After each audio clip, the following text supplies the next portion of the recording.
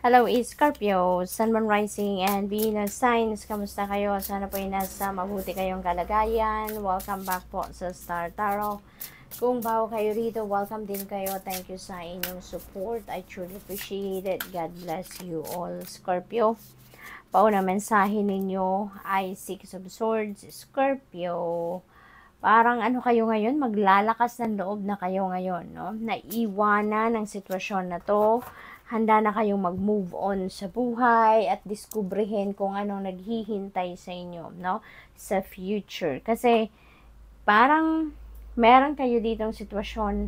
Ang iba sa inyo, no, Scorpio, hindi ito para sa lahat. Meron siguro sitwasyon dito ang iba sa inyo na hindi na to healthy para sa'yo, hindi na to nakakatulong sa'yo, nakaka-stress na lang ito sa inyo, no? Siguro matagal na ninyo itong iniindang sitwasyon na to, whether this is trabaho, sa career ninyo, sa pamilya, sa relationship, you know, it could be in any area of life, depende sa inyong sitwasyon, pero napagod na kayo dito, kaya ngayon, maglalakas ng loob kayo na iwanan na ang sitwasyon na to. You're ready to move on with your life, handa na kayong subukan ng bagong buhay, no? Handa kayong umalis sa sitwasyon na to, sa lugar na to. Physically, you are also removing yourself.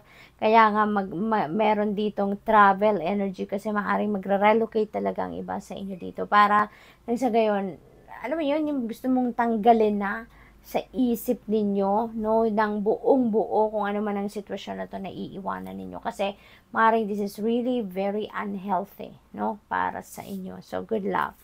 What else? We have justice. You're getting what you deserve. Kung ano ang deserve ninyo, kung ano ang para sa inyo, yan ang makukuha ninyo sa ngayon. Yun ang matatanggap ninyo, no? So, good luck to that. Ang iba din sa inyo dito, napakaganda kasi may babalik nyo na rin yung balanse sa buhay ninyo. Magkakaroon na din kayo ng sitwasyon wherein maaano nyo na, ay babalik na ninyo sa order ang inyong sitwasyon, no? Kasi maaring na-distract kayo dati dito, no? Maaring meron maraming bagay-bagay na ibang pinagkakaabalahan kayo. Pero ngayon, ano, maibabalik mo na ang balanse, no? So, which is good. We have 8 of Wands. Ayan. So, may travel talaga kayo. This is travel energy. Travel energy din sa 6 of Swords. Kaya, meron talagang aalis sa inyo dito, no? At maganda rin ito na 8 of Wands kasi maraming balitang magagandang parating sa inyo. Meron dito mga magagandang opportunities na i-offer din sa inyo dito. Kaya dapat handa rin kayo, no? Siguro maganda rin itong pagkakataon, no? Na meron kayong mga bagong offers doon siguro sa kung saan kayo papunta, no? Sa 6 of Swords. Siguro meron kayong offer dito ng trabaho, pagkakakitaan, no? Titirahan, yung mga ganon. So, this is really a very positive energy, no, na nilalabas ng energies na ito. So, meron din ditong wonderful opportunities na parating. Iba't iba yan, depende sa inyong sitwasyon, ano. Pero, siguro mabibilang ninyo sa kamay ninyo mga oportunidad na kakatok sa inyo. So, it is extremely important din, Scorpio, para sa inyo na maging handa kayo, no? Physically, mentally, and emotionally, dapat fit and ready kayo para kahit anumang klaseng opportunity ang dumating, kumatok sa buhay ninyo sa ngayon, at least handa kayo, no? Handa kayo. So, good luck. What else? We have King of Swords. Ayan. So, possible na iba sa inyo dito, baka may promotion, ano, na matatanggap din into a leadership role. So, possible na ganun ang ganap. Possible din na siguro you're going to be dealing with someone dito na very influential. Maaring may mga tutulong sa inyo dito or hihingian ninyo ng tulong, advice, support, ano, na mga taong nasa mataas na posisyon siguro sa trabaho or matured na by age, matured na din emotionally, yung ganun ba, no? At maaaring siya ay lalapitan ninyo at hihingi kayo siguro ng sage of advice, no? Or maaaring siya din na magbibigay sa inyo ng opportunity. Queen of Wands, ayan, so determinado kayo, no? Determinado kayo. Buong buo ang inyong isip at ang loob ninyo dito, no? Buong buo na kayo ay pupunta sa kung saan man kayo gustong pumunta. Kung ano man yung pupuntahan ninyong sitwasyon dito, lugar, you know, talagang desidido kayo, no? Desidido kayo na eto na yung magiging bagong buhay ninyo. Hindi nyo na dito hahayaan na mayroong makasagabal sa inyo. You are not going to allow anyone or anything, no, to get in your way dito. Talagang desidido kayo dito. Laser focused kayo, no? Kung ano man ang plano ninyong gawin dito, you are laser focused.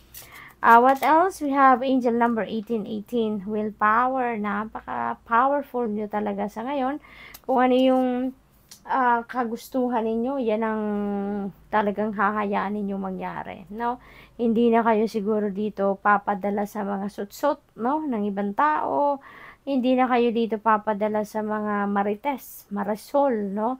Talagang gagamitin nyo dito yung sarili ninyong judgment, no? Kung merong mag-a-advise sa inyo, last say will be yours still, hindi ba? So, for others of you, no, may achievements na makakamit kayo, tagumpay, prosperity, talaga, go-getters, no?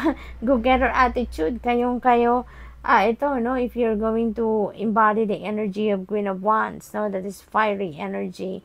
Sabi dito, wow, significant events are on the cards for you. Talaga, Scorpio, yung Six of Swords energy, yung pag-alis ninyo dito sa sitwasyon na to na very unhealthy na para sa inyo, isang malaking tagumpay na yan, no? Isang malaking tagumpay. Napakalaking event na yan sa buhay ninyo na maglalakas loob kayong iwanan ang isang sitwasyon. You will progress in your endeavors and gain new experiences. The right people and resources will be put on your path. An excellent proposal or change is coming up, no? You're destined for greatness. Napakaganda, Scorpio. After ng hirap ng buhay na naranasan ninyo dito, sama ng loob, stress, heartbreak, heartache na naranasan ng iba sa inyo dito, you are destined for greatness. No? May mga pagbabagong parating at ito ay simula na, no, ng pagganda ng buhay ninyo. What else? We have angel number 444, protection. Ayan, so get ready for the good things you've been hoping for. Parating na siya. You were born for a higher calling. Put your energy into going toward your ambitions, and the universe will align itself to provide you with the right people. See? Divinely protected, guarded, and guided kayo. So, napaka-blessed ninyo, Sabi dito, circumstances and resources to make things happen. See? Tapos, meron din ditong the right people and resources will be put on your path.